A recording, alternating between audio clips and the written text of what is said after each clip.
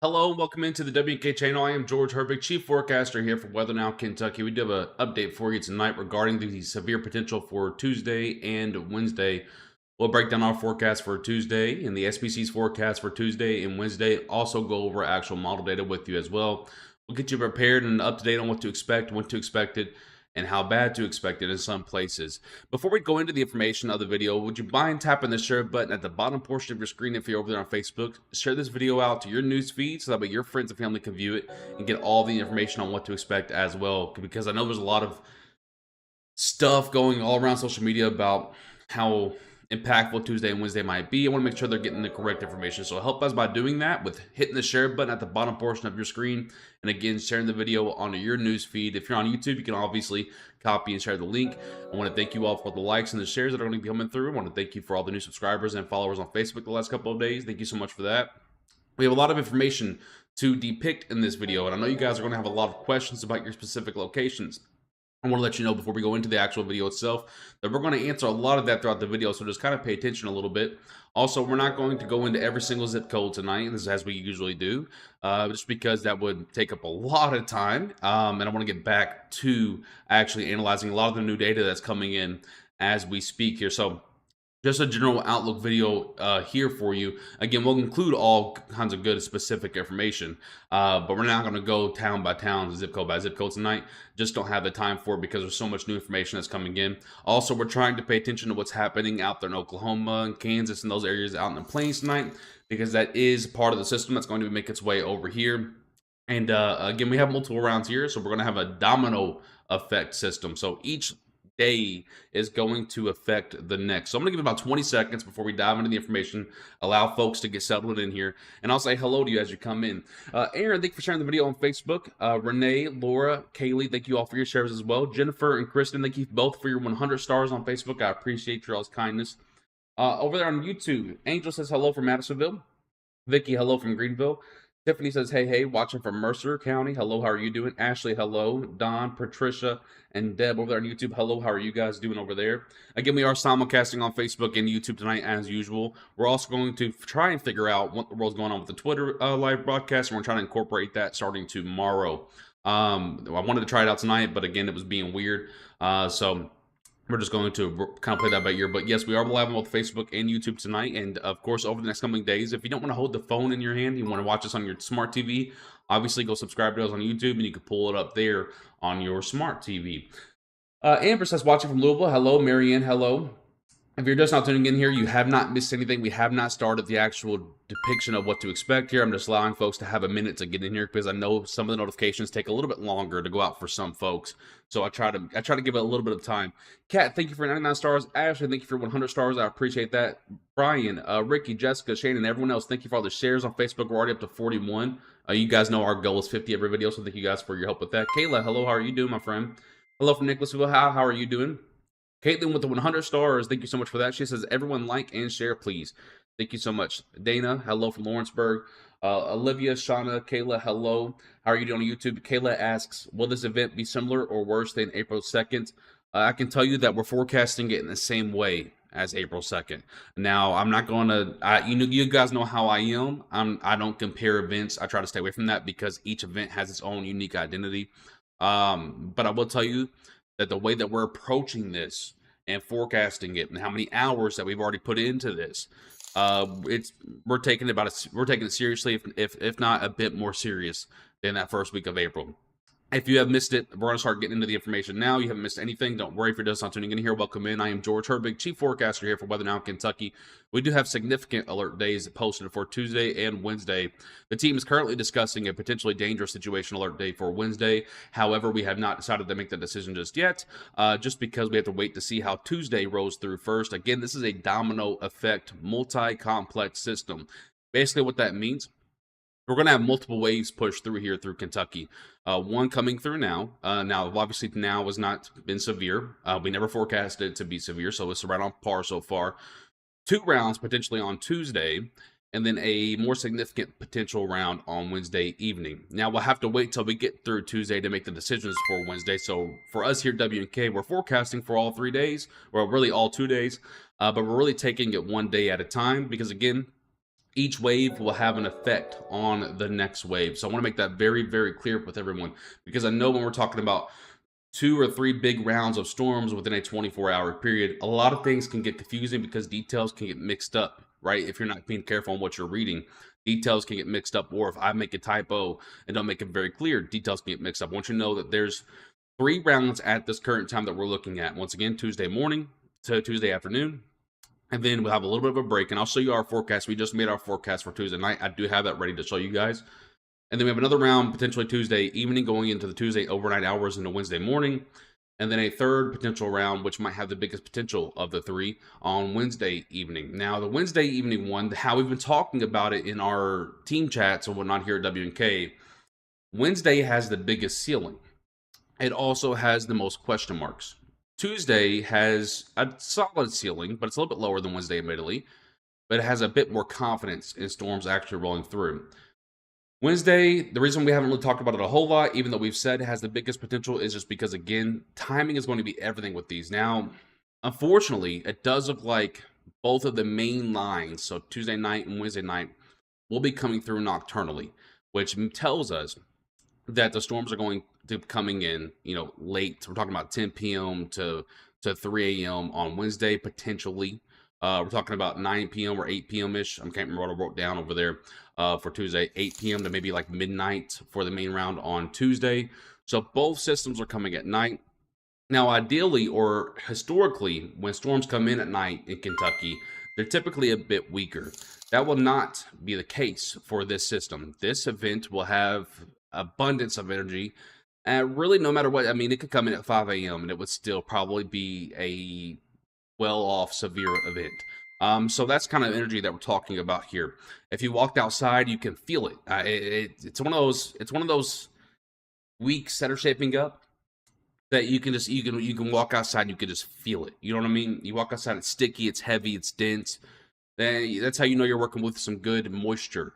So let's go ahead and dive into some of the information here. First of all, we're going to look at the SPC's forecast. And so, and of course, we have our forecast ready as well. We'll look at that to go along with that. Real quickly, I want to go over to just the full display here, just so you can kind of see all the forecasts here. Lots going on here.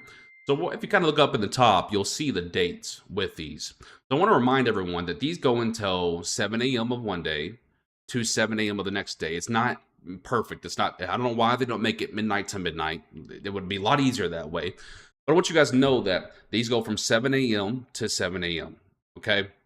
So today's outlook, there is a level 1 out of 5 risk for Western Kentucky, mainly for a severe wind threat that might be pushing through later on tonight.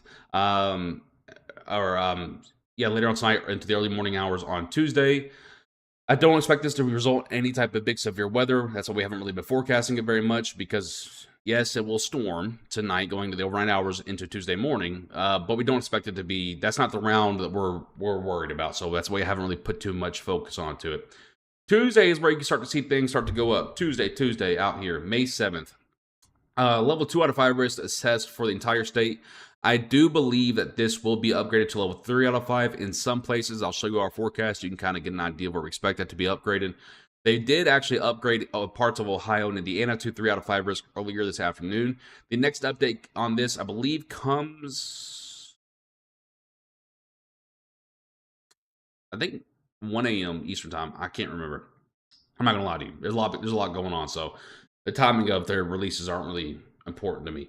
But level 2 out of 5 risk does exist for all of Kentucky. That does include a 5 to 9% risk for tornadoes of any size, a level or a 15 to 29% risk for severe winds, and a 15 to 29% risk for severe hail with a hatched area. So the hatched area is a greater than or equal to 10% probability of significant hail. What is significant hail? Anything, I believe, that's greater than 2 inches in diameter, which is enough to cause plenty of damages.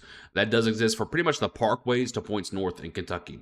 This is why I thought they would bring the enhanced risk down, because Tuesday is more, and I'll break this down a little bit further here in just a few moments, but Tuesday is more of a very large, and I'm talking about, not gorilla, oh my gosh, I hate when people use that term, but grapefruit size, we're talking about not baseball size, but golf ball size, anywhere between those two ranges are absolutely possible on Tuesday, May 7th, especially with the later round.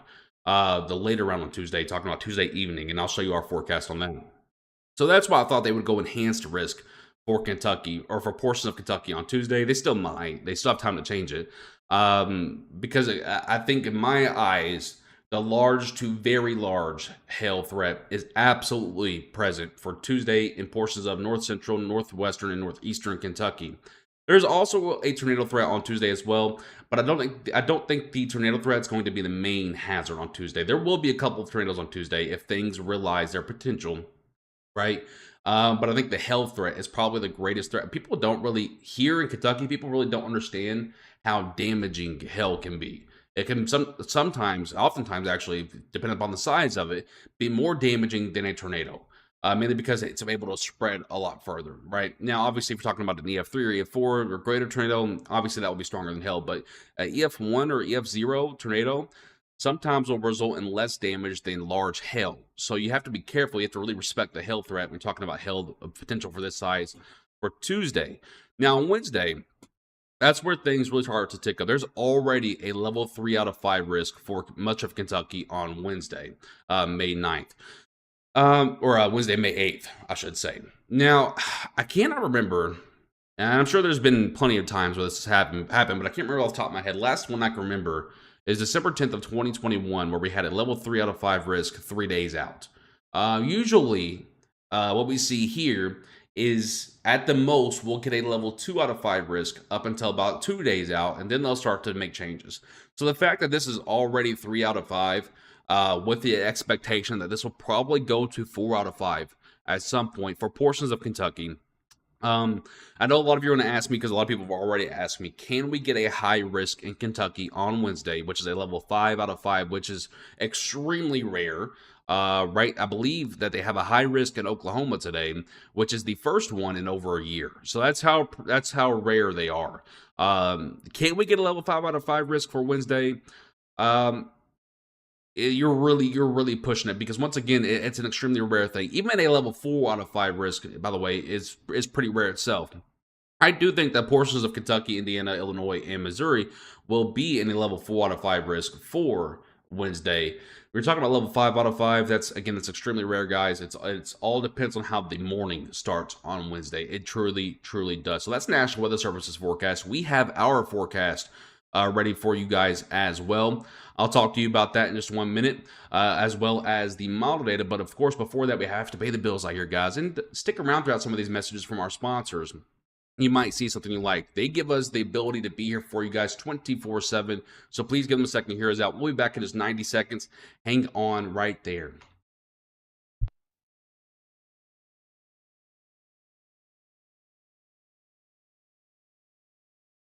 Make Right Implement your go-to spot this spring and summer for all of your equipment needs. With over 15 locations throughout Kentuckiana, they have so many destinations for you to choose from. They have great customer service, a super knowledgeable staff, and high-quality products that are also affordable. Oh, and they're always running deals like these here. Thank you so much, Right Implement, for being a supporter of the Weather Now Kentucky channel. Digital Solutions out of Radcliffe, Kentucky wants to give back to the W&K community. Take 10% off with code W&K on any sell or repair. That's right, they do both. Thank you so much, Kayla and your team, for supporting the Weather Now Kentucky channel. Yeah, I'm Steve with Greyhawk Roofing. Some things that make us different about Greyhawk Roofing. Number one, we're family owned and operated. We don't treat it as a transactional relationship. We treat it more like a long-term relationship. Quality is big for us. We have a quality control representative on every job site, and that's actually my dad. Not only do residential, but we also take care of commercial roofing as well. Check us out on Google, check us out on Facebook, check out our website. We've got a lot of our work on there. You can take a look at our portfolio. Do free estimates, free inspections, so we don't charge anything for that. We'd love to work with you. We'd love to add you to the Greyhawk family. So just give us a shout, 606-547-7519. Thank you. When you're the leader in disaster cleanup and restoration, how do you make like it never even happened happen? Fire it up, Randy!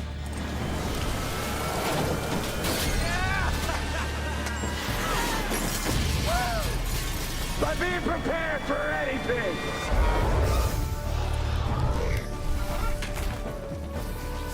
Whatever comes your way, there's a pro for that. Serve Pro, like it never even happened.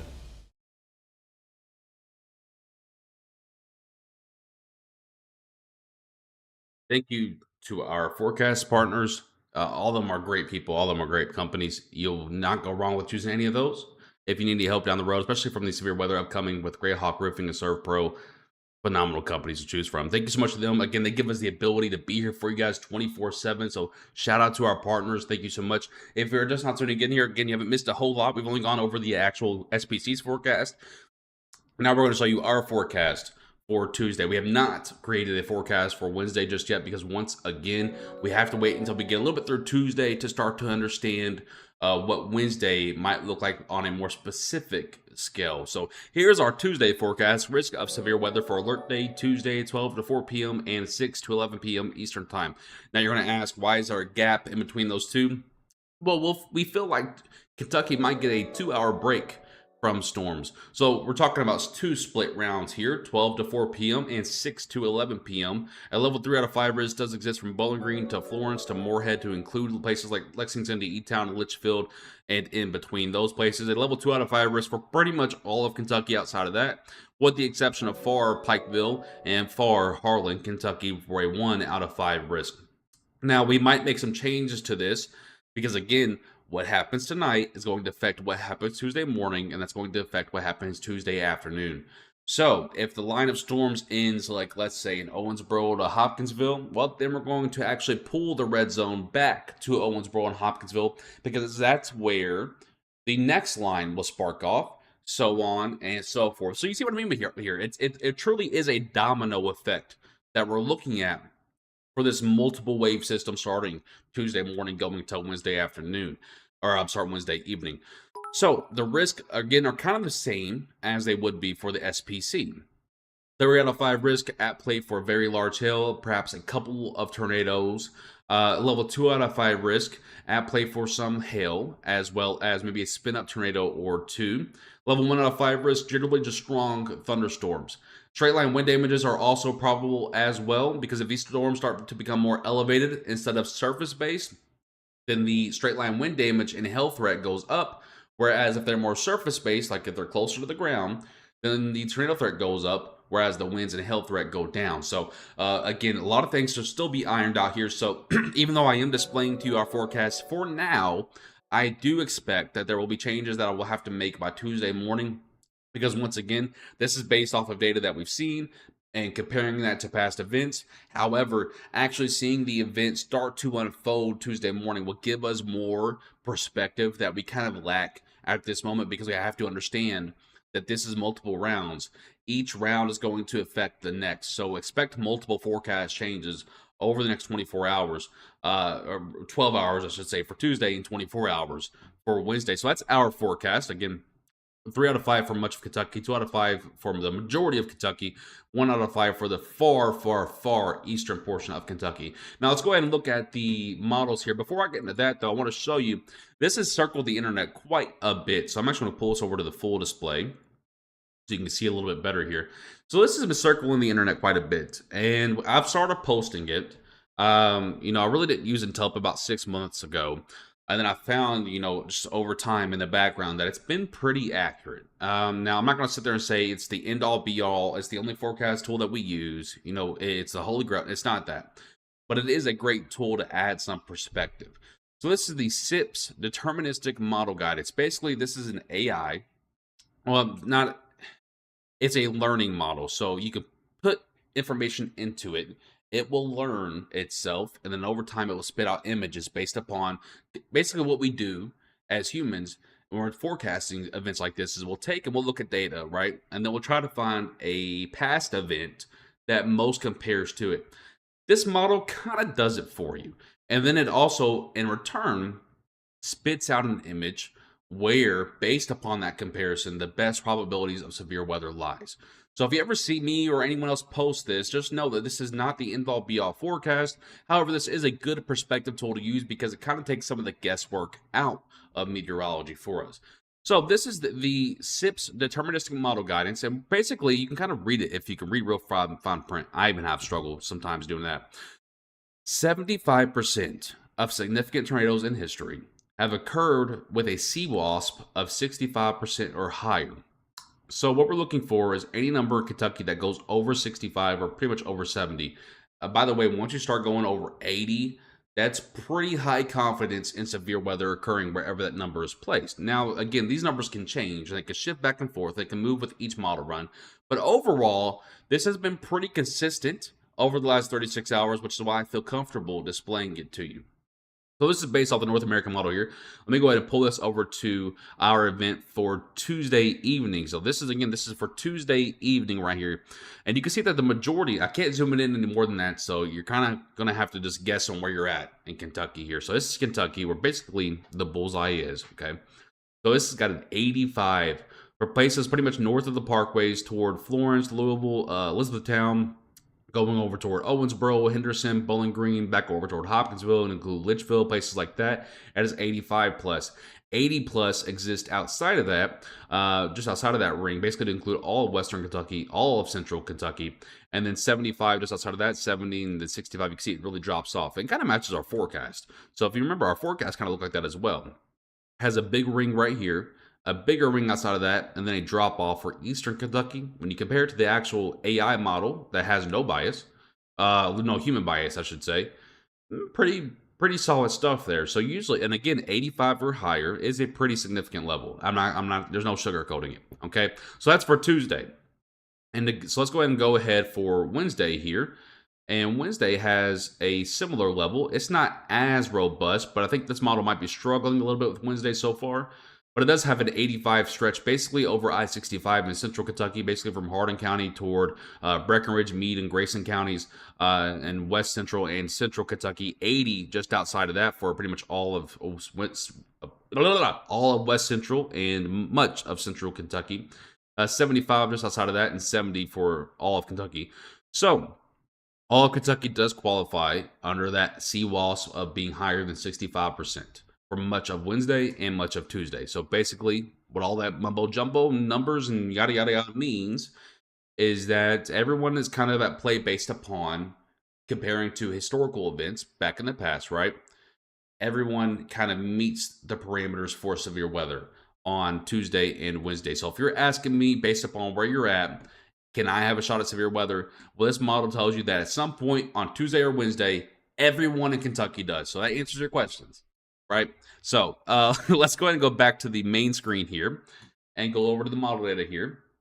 And let's go ahead and take a look at some of the models that are coming in here. Now, there are a lot of discrepancies between, we kind of look at three main models: HRRR model, Rapid Refresh model, and North American model, okay? And there are quite a bit of discrepancies between all three models for both days. The HRRR model just can't see Wednesday yet. It only goes out 48 hours, so it just can't see Wednesday yet. On Tuesday, it does kind of agree a little bit with the North American model, so that gives us a little bit of confidence boost. But the North American model can just now start to see Wednesday. So that's why, again, we haven't made any forecast for Wednesday just yet. Just because, quite frankly, guys, there's not enough confident data out there for us to make a forecast for Wednesday just yet. So let's just go ahead and focus on Tuesday from here on out, and then we'll start to cover Wednesday probably sometime on the day through Tuesday, wherever we find a window to fit it in. So let's go ahead and pull this back here, and I'll get to all your comments and questions here in just a moment. I want to get through this model data for you real quickly before I start to lose my train of thought. So Monday to Tuesday, so from now until late overnight tonight, nothing too crazy. Early on Tuesday, a dying line of storms. This is actually the line. So if I were to pull up the radar right now, even though you all don't really care about Oklahoma, this is actually the line that's coming in tomorrow morning around 9 to 10 a.m. It's the same line that's actually occurring right now out in Oklahoma. Pretty cool stuff. It's actually going to travel all the way over and survive throughout the overnight hours. That's how much moisture is out there, because usually when this line gets to about Missouri, Arkansas at about a 4 to 5 a.m. time frame, it dies, because 4 to 5 a.m. there's absolutely no energy out there usually. That's just not the case, guys. There's so much energy out there between now and Wednesday night. It's absolutely a fuel gasoline tank. So that line's going to travel all the way over to Western Kentucky by about 8 to 9 a.m. Eastern time and start to enter Western Kentucky. What we begin to notice there is that this part of the line begins to die off, and it transfers, or it lifts its energy up to the northern portion of the line. And then we have to start worrying about a QLCS event even at 10 o'clock in the morning. And on the bottom part of those lines, you'll start to see it here when I click it one more time, probably. And there you go. So at the bottom part of these lines, you have to start worrying about cells that try to become stronger than they should be. Basically what we refer to as tail-end Charlies. These can start to spin up quite a bit. They can produce really large hail. They can produce spin-up tornadoes, which can also become strong. And they can also produce a significant straight line wind damage. So that's where you get the northern portion of the risk for tomorrow, right? So right now we're paying attention to the northern portion of the risk for tomorrow. It's because of that first wave of storms that pushes through. And like I said, guys, the hail threat is quite large tomorrow. You're seeing the purples and whites light up for yourself. The hail threat's quite large tomorrow on both waves, okay? So that'll push through the I-65 corridor going toward, making a beeline right toward Lexington around 12 p.m. to 2 p.m. Eastern time tomorrow. It'll be in Lexington by about 3 p.m. Eastern time, and then it'll be exiting Eastern Kentucky. And by that point, it should begin to start to weaken. And then we get that little bit of a window, and what is happening back out here? Well, what's happening is the actual the actual lower level jet, so about a few thousand feet up. Now it's starting to get going because, peak heating, 3 to 4 p.m. We know that's usually when things start to get going in the state. Things start to warm up for us, right? Winds start to usually kick up around 2 to 3 p.m. in the state. So now that's starting to get going. Also to note is that, yes, we do have a morning line of storms, but look at the gap in between the two. Look at the gap between the two. Also, I'm not going to go into showing you it, but there is a massive shot of dry air coming out of the Mexican area, and that's shooting all the way up through Kentucky. And so what that's going to help to do is that once this line passes through, it's going to completely dry off the upper layers of the atmosphere. It's going to open up the clouds a little bit. And even if it doesn't, it's still going to dry off the atmosphere in its own way. And what that allows the atmosphere to do is to begin to rapidly destabilize. So that's why even with a morning line of storms on Tuesday, we don't think it will do anything to help us by Tuesday evening. So hopefully that makes a lot of sense for you guys. As that pushes on forward here, you can see those cells that we saw start to popcorn up right there. They will quickly turn into supercells by about 4 to 5 p.m. Eastern time. You can see the HRR model has one notable supercell just north of Bowling Green by about 6 p.m. Eastern time. A couple of supercells in between them, let's say up here toward Breckenridge and Meade counties, one up there toward Jefferson County in Kentucky, and then a couple more spread out, and then a really strong one just to the west of Pikeville. I do have doubts about this one over here because, again, it's well in front of the lower level jet. It should die. Now we've seen those be able to hang on, but this one should die out there in Eastern Kentucky. So I have doubts about that one, but we'll see. As that pushes on forward to 7 p.m. Eastern time, you can start to see it becomes more congealed. These will start to turn more into a line, and that will create more of a wind threat. And then we have another line potentially. So we have, now that I'm looking at this, there might be 3. So we have the one in the morning, right? That kind of dies off out past Lexington. And then we have the one in the early afternoon hours, right? And then that kind of dies off. And then you have a backside line that, and in full transparency, I have not seen this model run yet because I was busy getting ready for the live broadcast. So, but I do have doubts on whether there's going to be 3 separate lines to be able to survive through Kentucky. I don't think I've seen 3 separate lines come through Kentucky in one day and all of them be able to survive. So we'll see on that. But just know that the threat really does persist basically from noon. And yes, we do have a little bit of a break, but not a much of a break, all the way until about midnight to 1 a.m. Eastern time. And the threats are going to be large to very large hail, a couple of tornadoes, if not a few tornadoes. One might be strong. And then you have the threat for severe wind gusts, which is anything greater than 60 miles per hour. And then obviously an absolute abundance of lightning and thunder to go along with it. So an absolutely rowdy day. And you can see for yourself, if you're going to ask, what about my specific town? What about my backyard? Right? And I can respect that, but just look at the model and look at the coverage. Just watch. So wave 1 hits northern and north central, northeastern Kentucky, right? Wave 2 hits western, south central, and central eastern Kentucky.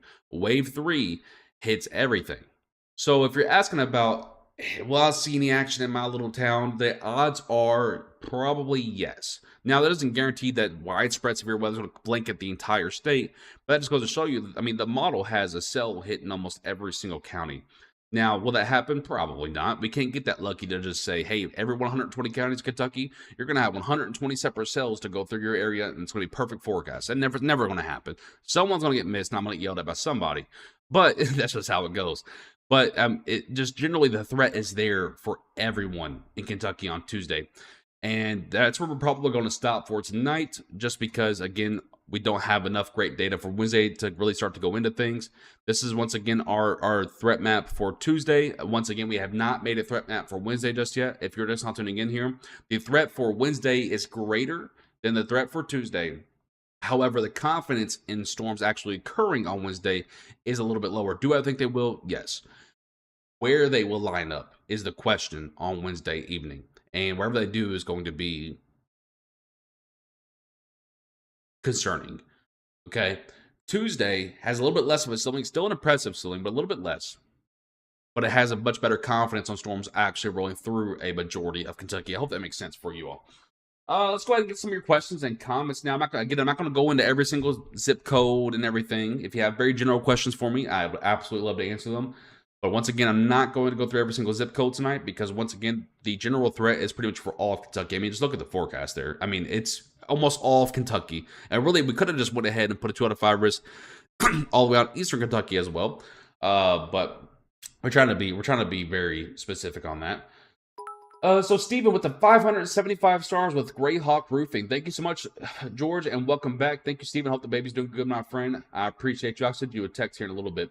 Amanda, thank you for 99 stars. Jennifer with the 68. Thank you so much. Suzanne, 99 stars. Sabrina with the 99 stars as well. Elizabeth, 99 stars. Thank you so much. I appreciate all of your all-star donations. Thank you guys so much for all of your stars. Tyler Walter says, another December 11th event for BG. Again, you guys know I don't compare events. I just don't. It gets messy when you do that, and if it doesn't happen in the exact way that it happened on December 11th, people come back at me and they yell at me because it didn't happen, right? So I don't compare events, but what I can tell you is that we are forecasting this with more concern than we did for December 11th. With you, Paulo, thank you. I'm looking. Would the best time to travel Wednesday be in the morning? I do believe so. Yes, Megan. That's a great thought. I mean, yeah. Yes, Savannah. I don't think there's any real hazards tonight. The hazards really start around noon tomorrow. So I just mentioned something. I want to make sure we're very clear on this because it's not something we throw around easily. I want to make sure we're very clear on this. We are at W&K, in case you haven't been here for a while. And quite honestly, even if you have been here for a while, you probably don't even remember us doing this, okay? How we do alert days is a little bit different than some other people do because people will just put alert days out for... I've seen people put alert days out for rain. I mean, come on. So how we do alert days. So a general alert day, which is basically what we usually use, right, for even borderline events. A general alert day is basically just to give you a heads up, hey, storms are coming, severe weather might be expected throughout brief periods, right? Then we have another level of alert day, significant weather alert day, okay?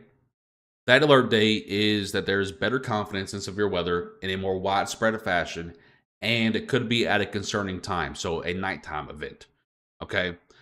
A level 3, or our worst alert day that we haven't used, the only other time that we've used this, and I would like to not use it again, is December 10th of 2021.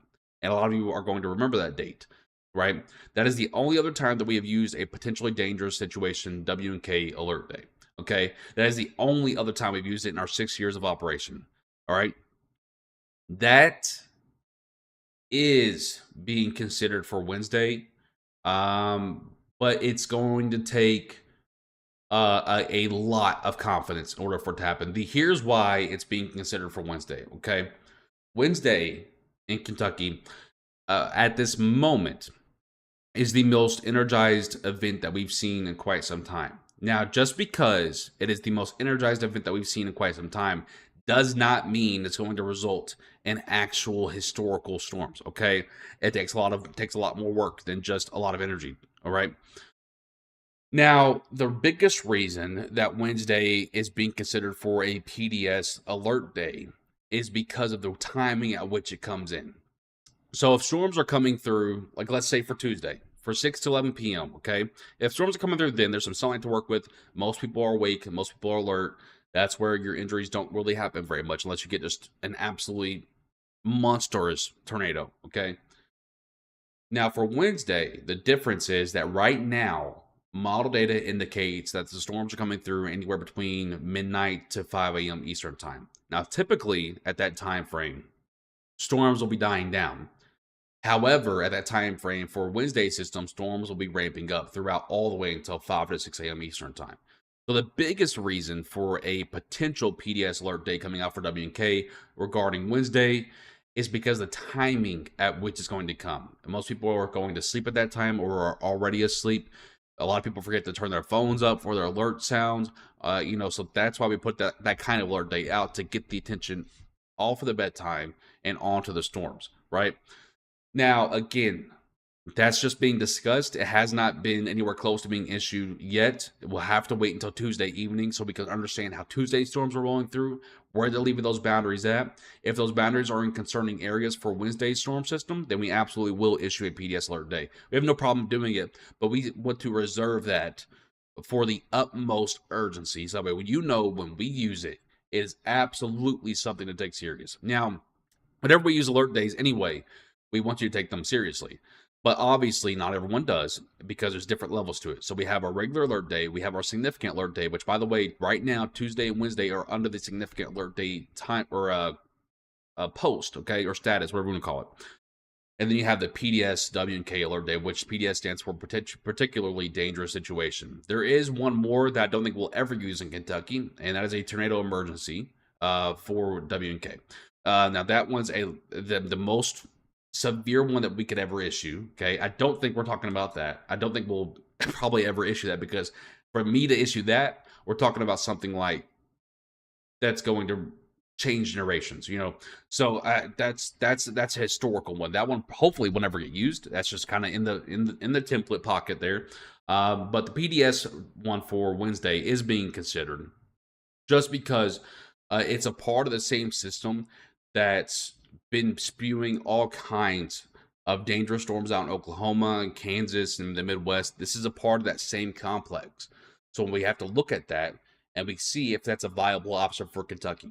The answer is yes, it is a viable option for Kentucky, but it's going to need a lot more work. See, out in the plains, it's a lot more flat over there. It's a lot closer to the Gulf. It's a lot closer to the Mexican area. It can get that dry air to come through. That's why you see a lot more of your severe and more high-end severe weathers out there in the Midwest, right? Whereas in Kentucky, we need a lot more work. We're a lot further away from Mexico. We're a lot further away from the Gulf of Mexico. We're a lot further away from the dry air from the Mexican deserts. We're a lot farther away from the moisture of the Gulf of Mexico. We need a lot more help in order to get severe weather going. That's why we usually don't pull those out. But we're talking about an event that's been spewing damages all over Oklahoma for the last week, making its way over toward Kentucky. It absolutely gets our eyebrows. So, let's see here. So again, we're talking about three potential waves. So Tuesday morning, 12 to 4 p.m., or Tuesday afternoon, whatever you want to call it. 6 to 11 p.m. Eastern time on Tuesday as well. And then we're talking about Wednesday. We're talking about Wednesday late going into Thursday morning. So Wednesday, maybe 10, 11 p.m.-ish, going into 4 to 5 a.m.-ish on Thursday morning. How do you prevent storm anxiety? Just knowing that you'll be okay if you pay attention to the forecast. Most, if not majority, of any injuries or deaths that come from tornadic or severe weather is because people weren't paying attention, right? Or people were going outside, they were taking pictures, they were taking photos, they were taking videos, they were trying to be that person. They think it won't happen to them until it happens to them.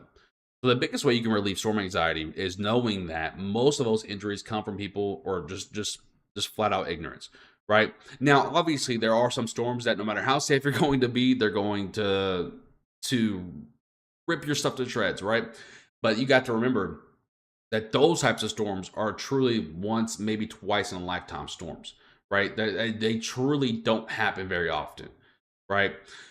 So most people's storm anxiety, from what I understand, because I don't really have I have anxiety, general anxiety, but I don't have storm anxiety. Now, what helps me is knowing that I'm safe, right? Most of your injuries, most of your life-threatening injuries, most of your deaths come from people that are sleeping through a storm, or come from people that are trying to take pictures, or coming from people that just genuinely don't know it's coming, or don't know how bad it's coming, right? So the best thing that you could do, right, is genuinely be prepared. You know, pay attention. You know, I tell you guys all the time, don't if even if it's not us, right? Pick a forecasting provider that you trust with all of your ability, right? Pick them, stay with them, pay attention to their forecast, watch their radar, have multiple ways to get alerts, whether that's by weather radio, whether that's by your phone. Don't rely on the tornado sirens outside because, as we learned throughout the multiple tests so far the last couple months, half of them don't freaking work, right? So you have to have multiple ways to get alerts. So do that. Pay attention to the forecast, and you should be genuinely be okay. Because I tell you guys, it takes a lot of a storm to be able to hurt or kill somebody, right? 90% of it, I believe, last time I checked, is because people just didn't know it was coming, were sleeping through it, or were trying to film it or photograph it and thought they were better than the storm because people never think that tragedy is going to strike them until it strikes them. So, for me personally, what I would do if I had storm anxiety, and this is not going to be harsh, or it might sound harsh, but I promise it's not. Put the ego to the side, pay attention to the forecast, pay attention to what's happening, and have multiple ways to receive alerts, and you'll be just fine. I promise. Okay, I think we're starting to get into specific towns and stuff now. I'm gonna get back to the actual analysis here because we do have it is 8:40, so we do have new information rolling in here. I will have a forecast post out by about 9:30 to 9:45 p.m. Eastern time if there are already changes that need to be made. I'm going to post this forecast on our page as well, along with a threat map, so you can kind of see and read it for yourself. If you have missed anything in this video, of course, it will be on our Facebook and YouTube once it's done processing. I do appreciate all of you for tuning in here. I am George Herbig, Chief Forecaster here with Weather Now Kentucky. Until next time, stay safe.